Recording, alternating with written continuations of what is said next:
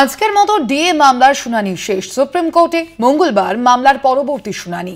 মঙ্গলবার রাজ্যের তরফে বক্তব্য পেশ করবেন কপিল সিবাল, এমনটাই জানা যাচ্ছে। আপনাদের জানিয়ে রাখি, গত দুদিনের মতো আজ রাজ্য সরকারি কর্মচারীদের যে মহার্ঘ ভাতা তথা ডিএ মামলার শুনানি ছিল সুপ্রিম কোর্টে, এবং যেমনটা জানা যাচ্ছে যে আজকের মতো ডিএ মামলার শুনানি ইতিমধ্যেই শেষ হয়েছে শীর্ষ আদালতে। মঙ্গলবার মামলার পরবর্তী শুনানি রয়েছে। মঙ্গলবার রাজ্যের তরফে বক্তব্য পেশ করবেন আইনজীবী কপিল সিবাল।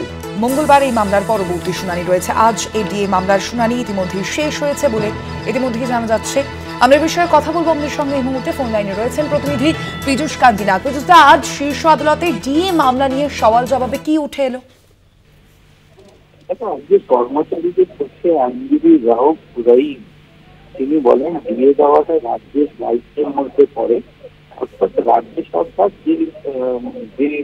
যে বকেয়া রেখেছে সেই বকেয়া দিয়ে অবিলম্বে রাজ্যকে দেওয়া উচিত, এবং সেটা সুপ্রিম কোর্টের তিনি আর সকাল পর্বে ফিরে গেছে। যদিও রাজ্যের পক্ষের আইনজীবী শ্যাম দেওয়ান বলেন যে আইনে যদি পরিষ্কার বলা থাকতো তাহলে আদালত নির্দেশ দিতে পারত, কিন্তু সেটা নেই।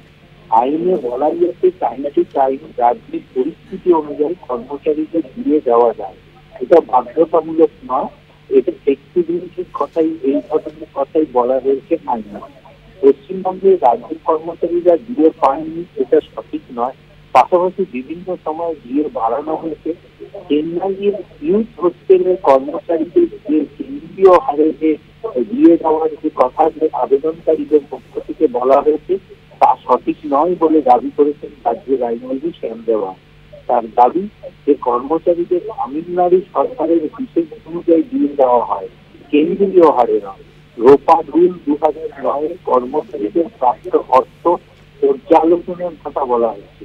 রোপা রুলের কোথাও দিয়ে দিতে হবে এ বিষয়ে কিন্তু বলা নেই।